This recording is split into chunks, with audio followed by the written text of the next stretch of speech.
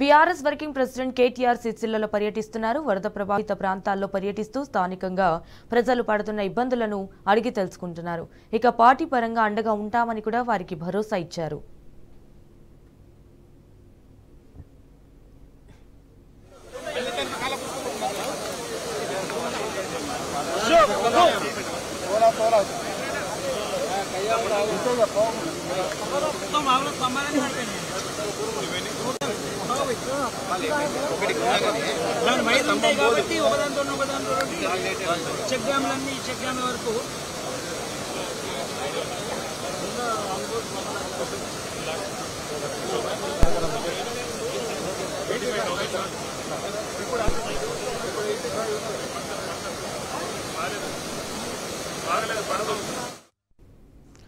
BRS working president KTR సిరిసిల్లలో పర్యటిస్తున్నారు. అయితే వరద ప్రభావిత ప్రాంతాల్లో పర్యటిస్తూ స్థానికంగా ప్రజలు పడుతున్న ఇబ్బందులను అడిగి తెలుసుకుంటున్నారు.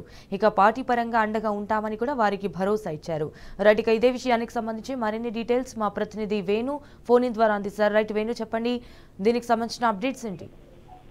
సంజన, అంటే గత 24 గంటలుగా మన నర్మల, ఇది గంభీరావుపేట మండలం నర్మల, ఇది ప్రాజెక్టు. అయితే నిన్న ఈ ప్రాజెక్టు సంబంధించి ఆవలు ఒడిన ఉన్నటువంటి పరిస్థితిలో ఇటు పశువులకు సంబంధించి ఒక రైతులు 6 వెళ్ళినటువంటి పరిస్థితి. కానీ సిద్దిపేట, ఇటు కామారెడ్డి ప్రాంతాల్లో భారీ వర్షాలు వచ్చిన నేపథ్యంలో ఒకేసారిగా ఈ భారీ వర్షాలకు సంబంధించి కూడెల్లి వాగుతో పాటు ఇటు పాల్వంచ వాగు పొంగి ప్రవహించింది. దీంతో వీళ్ళంతా కూడా 6 అక్కడ చిక్కిపోయినటువంటి పరిస్థితి వరదకు సంబంధించి. ఈ నేపథ్యంలో కేటీఆర్ నిన్నటి నుంచి కూడా వాళ్లకు భరోసానిస్తూ, మీరు భయపడాల్సిన అవసరం లేదు, ఎట్టి పరిస్థితుల్లో మేము కాపాడుతాం, రక్షిస్తాం, మేము ఇబ్బందులు పడొద్దంటూ కూడా మినిట్ వాళ్లకు భరోసానిచ్చినటువంటి నేపథ్యం ఒకటైతే కొద్దిసేపటి క్రితమే వచ్చి ఇక్కడ ఈ నర్మల ప్రాజెక్టు పరిస్థితి. కానీ 24 గంటలు, అంటే కనీసం ఇన్ని గంటలైనా కూడా ప్రభుత్వం పట్టించుకోలేదు. అంటే రావాల్సిన హెలికాప్టర్స్ అన్ని కూడా ఇటు ఎలక్షన్స్ లో తిరుగుతూ ఉన్నాయి. అంటే వీళ్ళు ఆపదలో ఉన్నట్టుగా ముఖ్యమంత్రికి తెలియదా? మరి ఇంకోవైపు ఈ వర్షాలు, భారీ వర్షాలు ఉన్న నేపథ్యంలో ఒక్కొక్క ఎకరానికి 25,000 రూపాయలు నష్టపరిహారం ఇవ్వాలి, మరియు చనిపోయిన వారికి 25 లక్షల రూపాయల నష్టపరిహారం ప్రభుత్వం చెల్లించాల్సిన అవసరం ఉంటుందని కూడా చెప్పినట్టు నేపథ్యం. ఇంకోవైపు ఇంకొక 4-5 రోజులు కూడా ఈ వర్షాలు ఉన్నాయి కనుక బీఆర్ఎస్ పార్టీ కార్యకర్తలు వాళ్ళకి అండగా ఉంటారు. ఎక్కడ కూడా ఎవరికి ఎటువంటి ఇబ్బందులు కాకుండా కార్యకర్తలంతా కూడా వారికి మద్దతు ప్రకటిస్తారని చెప్పారు కొద్దిసేపటికి మీడియాతోటి. అంటే మొత్తం మీద అయితే ఇటు గంభీరావుపేట మండలం నర్మల సంబంధించి 30 గంటల సస్పెన్స్ కు తెరపడిందని చెప్పాలి. ఒక గంట క్రితం ఇటు ఆర్మీ హెలికాప్టర్స్ వచ్చాయి. ఈ 6 ఆవలివడిని ఉండగా ఒక వ్యక్తి మాత్రం గల్లంతయ్యాడు. ఇప్పటి వరకు ఆ వ్యక్తికి సంబంధించి అయితే సమాచారం రాలేదు. ఇంకొక 5 మాత్రం ఈ ఆర్మీకి సంబంధించిన హెలికాప్టర్లు కాపాడినటువంటి పరిస్థితి.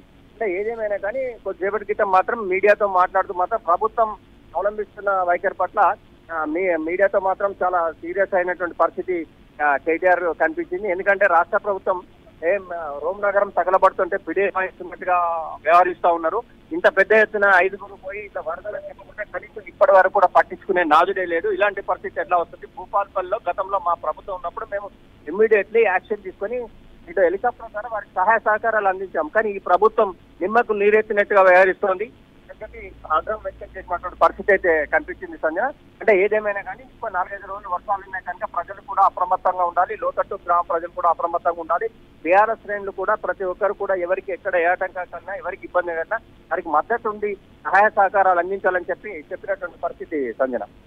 All right Venu, thank you for the updates.